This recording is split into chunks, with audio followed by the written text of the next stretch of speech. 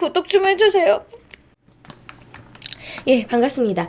자, 오늘은 바로 세도정치 부분은 진도를 나가기로 했는데요. 세도정치 부분은 그렇게 어렵지는 않습니다. 세도정치는 이제 순조부터 헌종, 철종 딱 3대 막 60여 년간 왕이 제대로 정치를 하지 못하고 왕은 마치 허수아비처럼 그냥 이렇게 이리저리 끌려나가는 세도 가문에 의해서 정치가 계속되었던 그런 시기를 세도정치라고 합니다.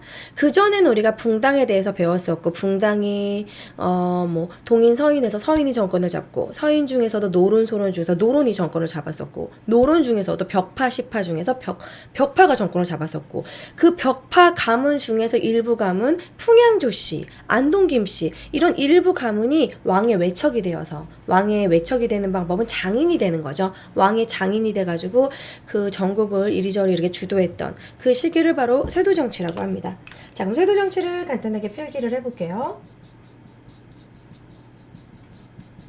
자, 세도정치는 아까도 얘기했지만 순조부터 헌종, 철종까지 약 60여 년간을 세도정치 시기라고 합니다. 자, 세도정치 시기를 이렇게 표로 간단히 그려볼게요. 그래서 여러분들이 딱 필기를 보시면서 세도정치를 깔끔하게 정리하실 수 있게. 자, 먼저 첫 번째 왕이 이제 순조. 자, 순조는 누구의 아들일까요? 순조는 그 전에 왕이 누굴까요?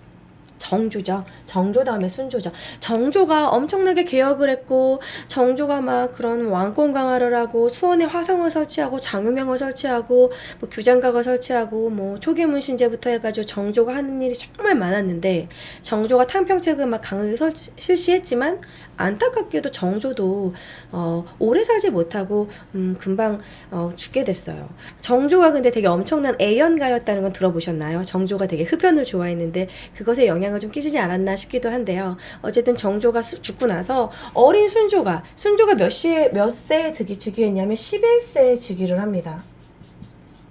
그래서 너무 어린 나이에 즉위했기 때문에 순조가 혼자서 정치를 하기에는 너무 어렸기 때문에 정순왕후가 바로 그 정조와 정조와 되게 적을 두었던 그쪽 라인이죠. 그러니까 한마디로 노론 완전 벽파 라인. 정순왕후가 수렴청정을 하게 돼요. 자, 그럼 순조 이따 써놓고 그 다음에 이제 헌종 미리 써놓도록 할게요. 헌종, 그 다음에 철종.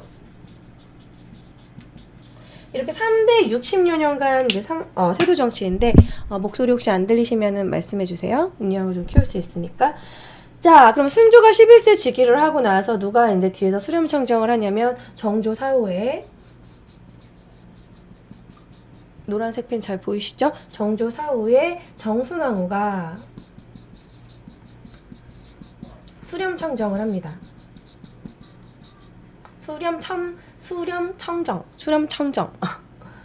그러니까 발을 내려놓고 정치에 개입한다, 뭐 이렇게 생각하시면 돼요. 뒤에서 이렇게 자주우지했다는 건데, 정순왕후가 수렴청정을 할 때 어떤 식으로 기존의 정조 라인의 이런 인물들을 제거를 했냐면, 정조 라인의 인물들이 규장각에 대거 등용이 되어 있었어요. 규장각에 되게 정조가 이렇게 아꼈던 신하들이 많았고, 그리고 정조가 좀 등용을 많이 시켰던 사람들이 이제 노론이나 이렇게 정권을 잡고 있었던 벽파 라인이 아닌 사도세자를 좀 애도했던 시파 라인, 아니면 이제 남인의 그런 잔당들, 그런 좀 정권에서 좀 물러난 그런 사람들을 정조가 되게 많이 갖다 썼어요. 그런데 그런 남인 계열이나 이런 소론 계열 사람들 중에서는 천주교를 믿는 사람들이 좀 있었습니다. 왜냐면 정권에서 쫓겨났기 때문에 지방에서 이런 정치적인 불만도 좀 있었고, 사회 평등이라던가 이런 천주교의 이론이 그들에게는 좀 이렇게 매력적으로 받아들여졌기 때문에 천주교를 좀 믿는 사람들이 몇몇 있었어요. 그래서 이 천주교를 믿는 사람들과 동시에 실제로 천주교를 믿지 않더라도 일을 꾸민 거죠. 마음에 안 드는 그런 이제 소론이나 남인 계열의 그런 학자들 집에다가 천주교 목걸이, 십자가 목걸이라던가 묵주 같은 걸 갖다 놓고 괜히 이제 발보한다고 그래가지고 주변에서 얘 천주교 믿는 것 같다고 이런 식으로 이렇게 뭐라 그러지? 신고하게 만드는 거예요. 그래가지고 갔더니 막 뒤져봤더니 묵주가 나와. 아니 그러면은 무조건 집안을 모두 다 이렇게 3대를 멸하게 된다 이래가지고 정말 이렇게 능지처참 같은 거 시키고 이런 식으로 박해를 해요. 이 정순왕후가 뒤에서 이 정조의 그런 나머지 남아있는 인물들을 처리하기 위해서 순조 때 일어난 것이 바로 그것이 신유박해입니다. 자, 신유박해는 들어보셨을 거예요. 천주교 신자들을 대거 사용시킨 자 신유박해 이 정조의 규장각 인물들을 죽인 사건입니다. 신유박해. 그래서 순조 때 신유박해가 일어나고 그거 말고도 이제 정조가 만들어놨던 장용영을 없애요. 장용영이라는 거는 왕의 친위부대였죠. 왕의 친위부대로 그 전에 있었던 사실은 뭐 금이영, 충영청, 어영청 같은 그런 오군영은 서인들의 정권 기반이었단 말이에요. 그래서 왕이 힘이 세지기 위해서 이렇게 장용영을 만들었는데 이것도 없애버렸고 왕권강을 하지 못하게 그러면서 기존의 오군영을 다시 이제 강화시켜요. 부활시켜서 다시 강화시킨다. 그리고 정순하호가 죽고 나서는 김조순이 바로 순조의 이제 장인이 됩니다. 김조순이 전국을 주도하게 되고 바로 그 김조순이 바로 풍양이래요. 김조순이 안동 김씨가 되는 겁니다. 제가 좀 감기 때문에 목 상태가 별로 좋지가 않아요. 안동 김씨. 근데 학원 강사분들이 이렇게 목소리 좀 가거나 이러면 좀 열정적으로 보이지 않습니까? 막 되게 수업을 열심히 해가지고 목이 간 것만 같은 그런 명강사 느낌 있잖아요. 제가 예전에 학원 강사였을 때 애들 시험 기간이면은 똑같은 내용을 또 강의하고 해가지고 나중에는 이러다가 목이 가요. 그러면은 아이들한테 진짜 이렇게 칠판에다 글씨 적어가면서 조용히 해 이렇게 하면서 진짜 조그맣게 말하면서 수업하고 막 그랬었거든요. 그때 막 생각이 납니다. 지금은 목을 많이 써서 그런 건 아닌데 지금 감기가 걸렸어요. 글씨가 좀 잘 안 보이는데 신유박해, 장윤혁파, 오군영 강화, 김조선 전국 주도 이렇게 좀 보시면 될 것 같아요. 자, 어쨌든 순조 때부터 이렇게 세도 정치가 처음 시작이 됩니다. 그 다음에 이제 헌종으로 넘어가서도요. 사실 이제 순조에서 헌종으로 넘어갈 때 좀 비운의 세자, 이 세자도 이제 뭐 비운의 세자라고 불리는데 이 효명세자가 뭔가 개혁을 시도를 해요. 이 세도 정치를 뭔가 뒤집을 만한 개혁을 시도하지만 역시 죽음으로 이 죽음이 좀 꾸민 것이다. 이렇게 좀, 독사해서 이런 얘기도 있긴 한데, 어쨌든 효명세자가 개혁을 시도했지만, 순조의 아들 효명세자가 개혁을 시도했지만 죽음으로 실패하고, 이거는 그냥 참고로 알아두시고, 헌종으로 넘어가서, 헌종 때는 이제 다시 풍양조 씨가 또 전국을 주도하게 됩니다. 조만용이. 여기는 김조순이고요. 조만용. 제가 그것은 이따가 그림하고 함께 표를 보여드릴게요. 역시 왕의 그겁니다. 저기 외척이 되는 거야. 장인어른. 그리고 뭐 철종 때는 다시 또 안동김씨. 그래서 요거를 이렇게 외워주시면 돼요. 안동김, 풍양조, 안동김. 이게 순서대로. 그리고 마지막에 김문군. 사실 이름까지는 김조순, 조만용, 김문곤까지는 이런 이름까지는요. 뭐 한국사 고급 자격증이나 뭐 공무원 시험 아닌 이상은 그냥 안동김, 풍양조, 안동김 이렇게 바뀌었다는 것만 알아도 상관은 없어요. 자, 그리고 중요한 게 이 시기에 정말 중요한 건 이 외척들이 이 장인들이 어디를 정권을 잡아가지고 왕을 허수아비로 이렇게 조정했느냐. 바로 비변사가 최고기구로 올라가게 됩니다. 비변사가 강화되고요. 비변사의 요직을 독점하게 됩니다. 누가? 외척들이. 높은 관직을 다 외척들이 정권을 잡게 되고 비변사 중심으로 이제 정권이 올라가게 돼요.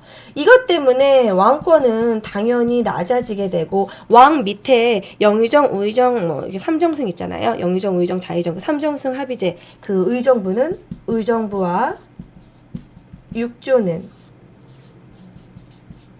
있으나 마나 유명무실해졌다. 세도 정치시기는 뭐 그렇게 어려운 게 없어요. 제가 이거를 이제 간단하게 좀 보시기 편하게 표로 좀 다시 보여드릴게요. 이거를 이제 옛날에도 보여드렸는데, 자 보시면 글씨가 뭐 보이시죠? 자, 순조 때는 안동김씨, 김조순의 딸 순원왕후, 그러니까 순원왕후와 순조가 결혼을 해서 이제 김조순이 이제 장인으로서 정권을 잡은 거고, 헌종 때는 신전왕후 옆에 조만영의 딸, 역시 풍양조씨, 철종 때는 안동김씨, 김문군의 딸, 이런 식으로 이렇게 외척이 돼가지고 이렇게 긴밀하게 왕과 이런 외척의 관계. 외척이기 때문에 떨쳐낼 수 없는 그런 관계는 요즘에 뭐 그런 것도 관련이 있어요, 여러분. 뭐 정경유착, 정치와 경제의 뭐 이렇게 만남? 예를 들어서 뭐 삼성가와 뭐 정치적인 딸과 뭐 삼성가의 아들과의 결혼, 뭐 이런 식으로 정경유착 이런 식으로 행해지죠. 자, 그리고 그리고 세도 정치 시기 때 또 인물을 제가 또 그림하고 몇 개를 좀 퍼왔어요. 자, 순조 때 이 김조순 같은 경우에는 김조순은 정조가 왕위에 오르는 것을 도와줘 외척으로 세도를 부렸던 홍구경으로부터 시작이 됐는데 본격적인 거는 안동김씨 김조선부터이다. 그러니까 홍구경이 오히려 주변 사람들이 개입하지 못하고 엄청나게 왕권 강화를 시켜놨던 것이 그것이 이어져서 오히려 변질돼서 세도 정치가 됐다라는 거죠. 그러니까는 엄청나게 왕권 강화 시켜놨는데 그 강화된 왕권이 왕한테 가지 않고 오히려 김조순이 물려받았다. 그렇게 생각하시면 돼요. 그 다음에 헌종 때는 풍양조씨, 이 조만영의 그림이고요.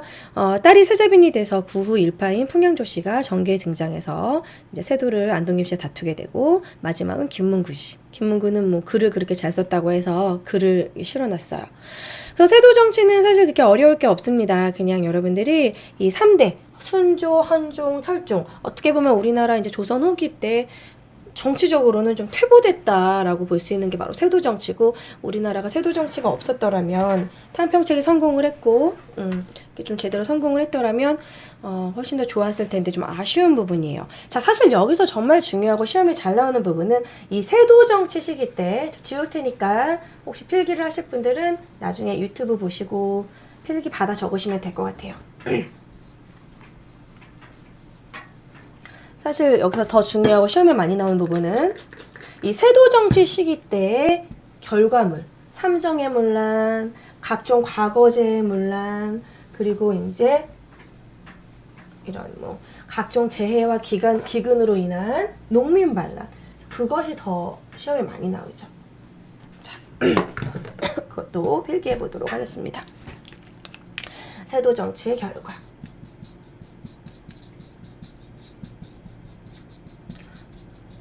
자, 세도 정치 시기에는 왕권 강화를 하지 못하고 그 밑에 있었던 안동김씨나 풍양조씨 그런 재력가들이 정권을 잡게 되면서 관직을 막 사고 팔게 돼요. 그래서 그것의 결과가 세 가지가 있습니다.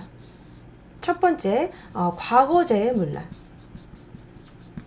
과거제가 문란해져요. 과거를 통해서 뽑힌 인물들이 높은 관직에 올라가지 못하고 성적대로 되지 못하고 관직을 사고 팔게 돼요. 매관, 매직.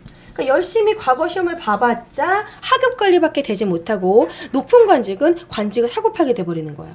그러면 예를 들어서 이게 좀 얘가 적절한지 모르겠지만 내가 선생님이 꿈이었는데 실력이 안 돼가지고 이제 내가 돈을 막 모아가지고 뭐 예를 들어 요즘은 1억까지도 한대요. 좋은 학교는 1억을 모아가지고 어떤 사립학교에 들어갔어요.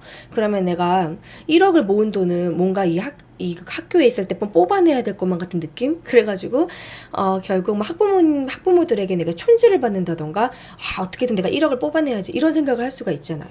매번 매직은 관직을 사고 팔기 때문에 관직을 사가지고 수령 자리에 앉은 사람들이 그 관직에 있는 동안 또 엄청나게 세금을 더 걷는다던가 뇌물을 받아 처먹는다던가 이런 식으로 부정부패가 일어나게 되죠. 저 매관 매직 때문에 수령 관직이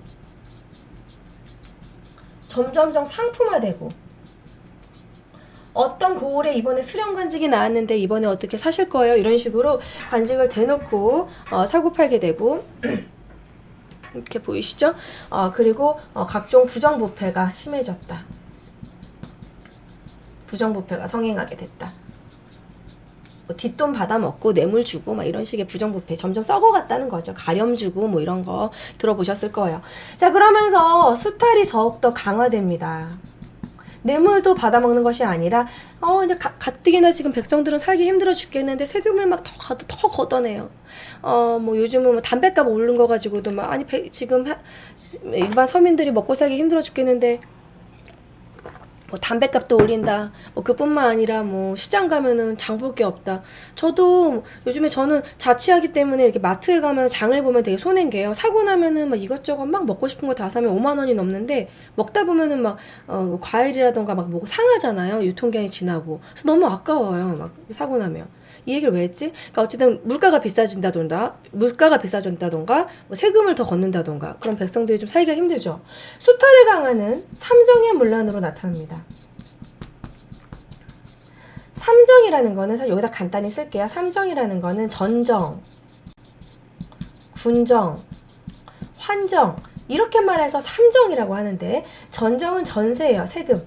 토지의 세금, 군중은 군포, 남자들 군대에 관련된 그런 군포, 군대를 안 가는 대신 이렇게 내는 군포, 환정은 환곡이에요. 환곡, 러시안 캐시 이런 식으로 옛날에는 뭐 이렇게 쌀을 껐어요. 춘대추납이라고 그래가지고 이렇게 막 씨 뿌려가지고 먹고 살 거 없을 봄에 이제 관아로부터 이제 수령으로부터 이제 사또한테 이렇게 곡식을 꿔요. 그리고 나서 이제 가을에 갚는 건데 이 환곡이 또 제일 문란했던 것이 꺼줄 때는 막 그 흙이랑 섞인 막 흙이랑 막 각종 이렇게 껍데기 막 벽시 같은 거랑 섞인 그런 두 가마니를 꺼주고 갚을 때는 두 배로 생쌀로 네 가마니를 갚고 마치 이자가 이렇게 엄청나게 불어서 그런 식으로 했고 군포의 문란 같은 경우는 예전에 수업을 했었어요. 뭐 황급청정 뭐 예를 들어서 뭐 어린 백골징포 죽은 사람한테도 뭐 군포를 받질 않나 어린아이한테 받지 않나 뭐 그리고 늙은 사람한테 받지 않나 이런 식의 군포의 문란도 심했고 전세도 정해진 거 원래 10분의 1만 내면 되는 건데 뭐 절반을 받고 이런 식으로 더 훨씬 많이 받았던 거 요거의 삼정의 문란 때문에 농민들은 점점 살기가 힘들어졌죠. 삼정의 문란은 여러분들이 가로치고 전세, 군포, 환곡 이렇게 써놓어도 좋을 것 같아요. 제가 이걸 밑에까지 써놔가지고 밑에다 써놓을게요. 전세, 군포, 환곡 요 세 가지를 삼정이라고 하고 여기다가 플러스 삼정의 문란에다 플러스 각종 질병 이때 콜레라가 돌았어요. 또 콜레라가 호열자라고 해서 콜레라가 돌고 뭐 마마 뭐 각종 이렇게 장티푸스 이런 질병이 돌면서 거기다가 또 기근 가뭄이라던가 날씨도 따라주질 않아. 농사도 잘 안 돼. 이러니까 이제 농민들이 살 수가 없는 거죠. 그래서 농민들이 유랑을 하게 되고 뭐 임꺽정도 이때 나타나게 되고 자 이래서 결국 밀란이 발생하게 됩니다. 백성들이 못 살겠다. 저항하게 되죠.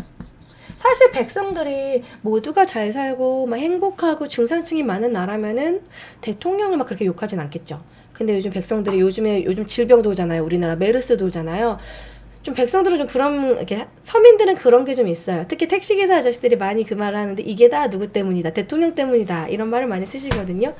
뭐 이렇게 막 질병이 돈다던가 먹고 살기 힘들다던가 젊은이들이 취직이 안 된다던가 이렇게 뭔가 스트레스가 많을 때는 이제 결국 정부를 탓하게 되죠. 정부가 제대로 정치를 못해서 그렇다 이런 식으로 백성들이 이제 저항을 일으키게 됩니다. 각종 이제 밀란이 발생을 하죠. 막 관아를 습격해가지고 곡식 창고를 털어가지고 나눠주기도 하고 이런 홍길동 같은 이런 실제 의적이 나타나서 임꺽정이 그렇게 하기도 했고 그래서 대표적인 밀란 두 가지가 바로 홍경래의 남과 임술농민봉기입니다.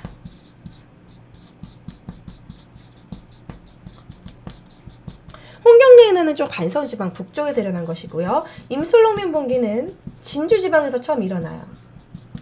그러다가 남부지방으로 이렇게 확산이 된 것인데 홍경래의 난은 순조 때 일어난 것이고 임술농민봉기는 철종 때 일어나게 돼요.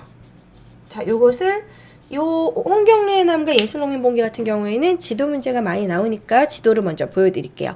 자, 여기 보시면 삼정의 문란과 관련된 그냥 그림자를 하나 보여드리도록 하겠습니다. 이 악덕관리가 이 농민들을 전세, 군포, 환곡으로 이렇게 눌린 전정, 군정, 환정 이래서 삼정이라고 했고 세금의 종류입니다. 환곡은 세금은 이제 춘대추납 어려울 때 껐다가 갚는 건데 너무 심한 무리한 세금을 내는 거죠.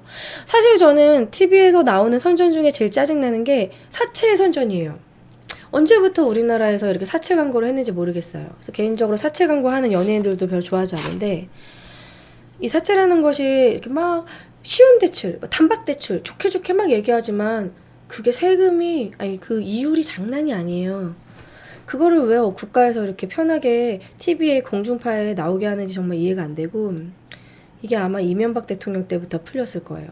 이게 문제예요. 사채는 손대도 안 되는 것이고 또 한국도 사채처럼 이게 됐다라는 거. 자, 그 다음에 마지막으로 제가 보여드릴 지도는 키워서 볼게요. 보시면 잘 보이시죠? 홍경래 제가 스샷을 좀 잘리게 했네요. 홍경래 방군의 점령지 여기 부분입니다. 홍경래의 나는요 바로 관서지방 지금의 청천강 위쪽 청천강과 압록강 쪽 이쪽에서 일어나게 돼요. 관서지방은 좀 이렇게 좀 차별대우한 부분도 있었고 이쪽에 기근이 특히 심했기 때문에 이제 홍경래 난이 일어났는데 홍경래의 경문도 같이 읽어드리도록 하겠습니다. 동국전란사에 나와 있는 홍경래의 경문인데요. 평서 대원수는 급히 경문을 띄운다. 물 관서는 기자와 당군 시조의 예터로서 벼슬아치가 많이 나오고 문물이 발전한 곳이다. 그러나 조정에서는 서쪽 땅을 버림이 더러운 흙과 다름없다. 지금 나이 어린 임금이 순조 때 위에 있어서 권신들의 간악한 짓은 날이 갈수록 더 심해지고 김조선 박종경의 무리가 국가의 권력을 제멋대로 하고 있다. 이에 경문을 띄워 먼저 각 주 9년에 고을원에게 보내니 절대로 동요하지 말고 성문을 활짝 열어 우리 군대를 맞으라. 그러니까는 이 한양까지 가는 성문을 열어달라 이렇게 경문을 보낸 것이죠. 이게 홍경래 경문이고 이런 사료라던가 이 지도가 나오면 홍경래 난에 관련된 문제가 나오겠구나. 삼정인문란이라던가 세도 정치와 관련된 문제가 나오겠구나 하고 문제를 푸시면 될 것 같아요. 자, 밑에 보시면은 진주농민봉기 1862년 보이시죠? 이 진주농민봉뿐만 아니라 이 시기에 계령농민봉기도 일어났는데 요 두 개를 솔직히 다 합쳐서 임술농민봉기로 보고 있어요. 그러니까 진주농민봉기가 더 확대돼가지고 남부지방 전체로 장악한 것이 바로 임술년의 1862년 임술농민봉기라고 보고 있습니다. 자, 그러면 세도정치의 결과까지 여기까지 하고요. 이어서 또 진도 나가도록 할게요.